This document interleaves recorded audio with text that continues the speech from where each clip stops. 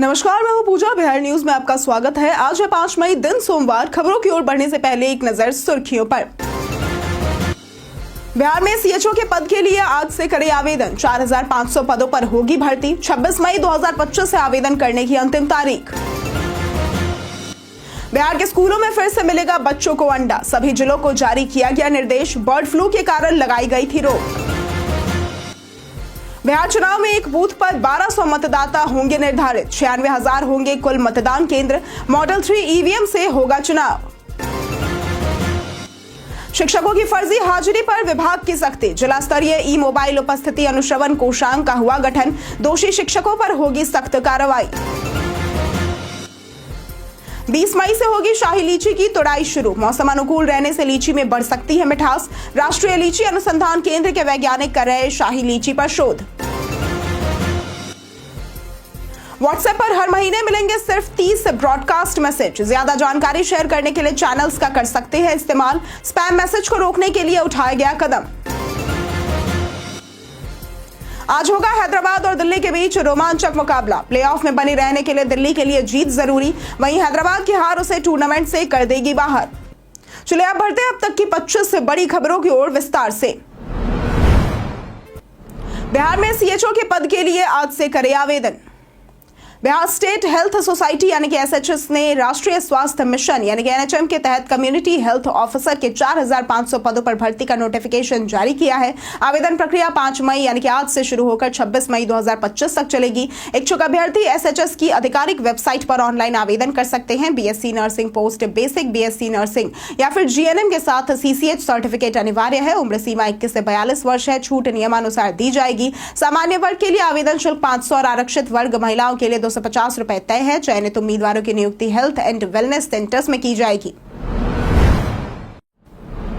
बिहार के स्कूलों में फिर से मिलेगा बच्चों को अंडा।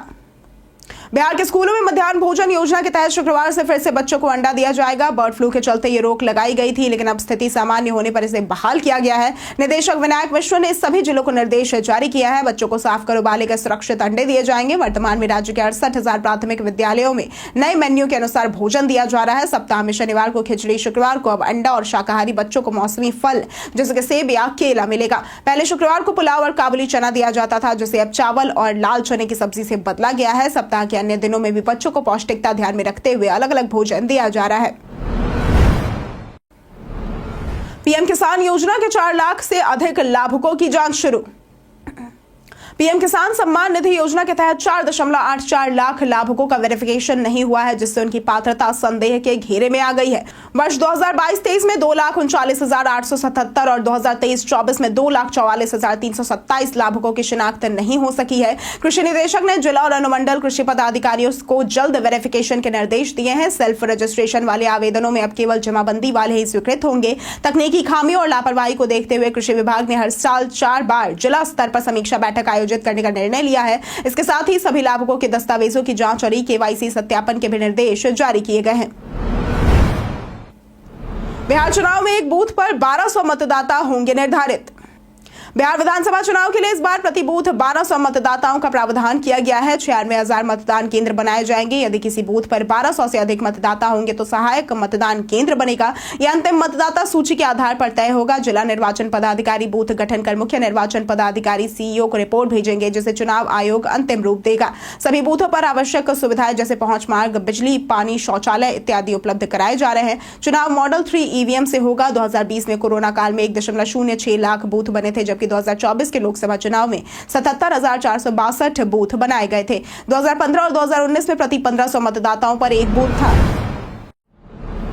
बिहार पर्यटन में आज बात होगी श्री कृष्णा साइंस सेंटर की।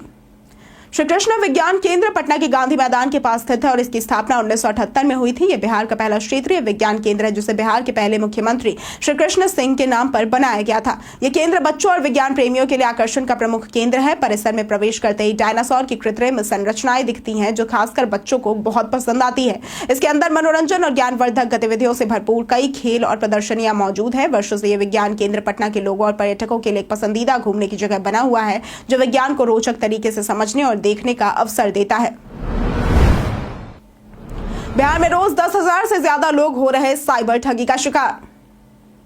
बिहार में अप्रैल 2024 से मार्च 2025 तक करीब 40 लाख स्मार्टफोन उपयोगकर्ता साइबर ठगी का शिकार बने हैं, यानी रोजाना औसतन 10,958 लोग ठगे गए हैं। ठगी के ज्यादातर मामले ग्रामीण क्षेत्रों से है, जहां 30 लाख लोग झांसे में आए। लॉटरी ऑफर और फर्जी कॉल से लोगों को धोखा दिया गया। ठगों का बड़ा नेटवर्क थाईलैंड, कंबोडिया, वियतनाम आदि देशों से संचालित होता है, जो बिहार के युवाओं को नौकरी का लालच देकर फंसाते हैं। दूरसंचार विभाग के संचार साथी ऐप से ठगों को पकड़ना अब आसान हुआ है। अब तक लाखों सिम, मोबाइल, व्हाट्सएप अकाउंट और बैंक खाते ब्लॉक किए गए हैं। विभाग लोगों से सतर्क रहने और ऐप का उपयोग करने की अपील कर रहा है।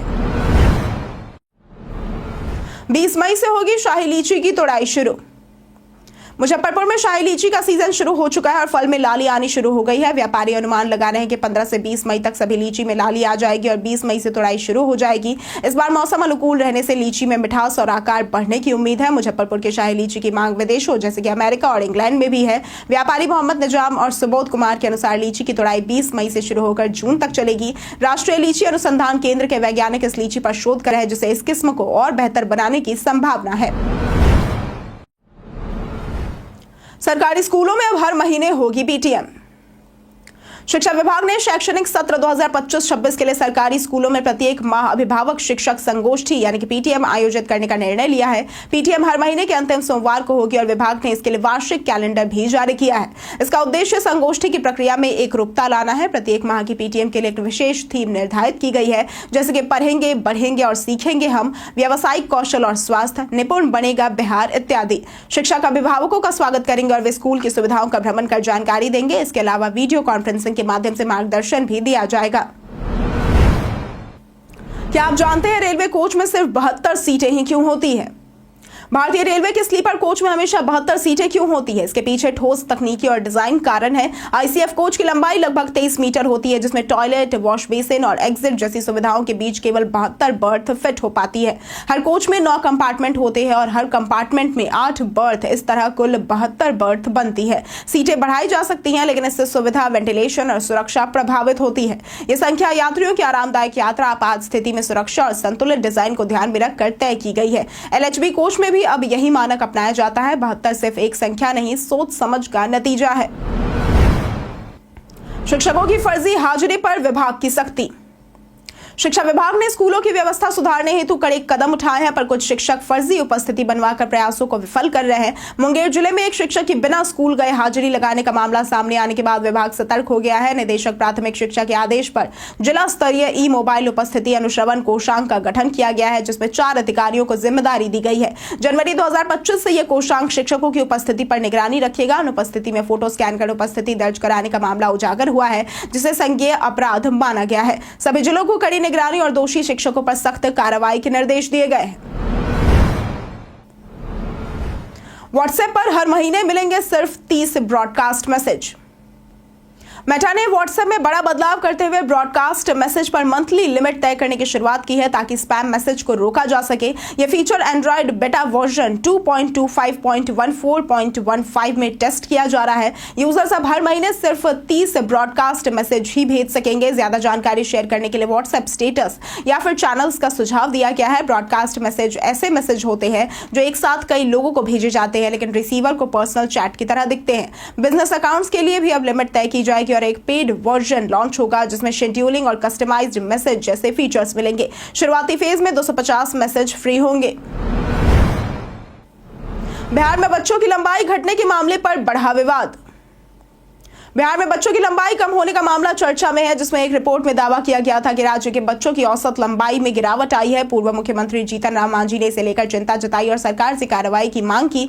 बाद में समाज कल्याण विभाग ने जांच की तो यह खुलासा हुआ कि बच्चों की लंबाई कम नहीं हुई थी, बल्कि आंगनबाड़ी सेविकाओं ने बिना सही माप की रिपोर्ट तैयार की थी। इस गलत रिपोर्ट के कारण झूठे आंकड़े सामने आए। अब विभाग ने सभी जिलों में सत्यापन कराने का आदेश दिया है और लापरवाही करने वाली सेविकाओं के खिलाफ कार्रवाई की योजना बना रहा है। म्यांमार के 6 नागरिक किशनगंज से गिरफ्तार।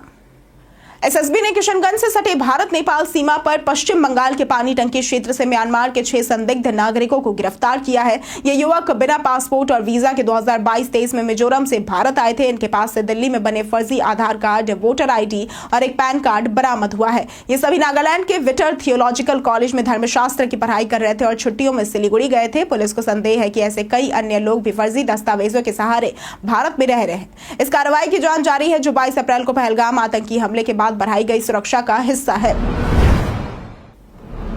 पटना के इस्कॉन में मिस यूनिवर्स ने की पूजा अर्चना।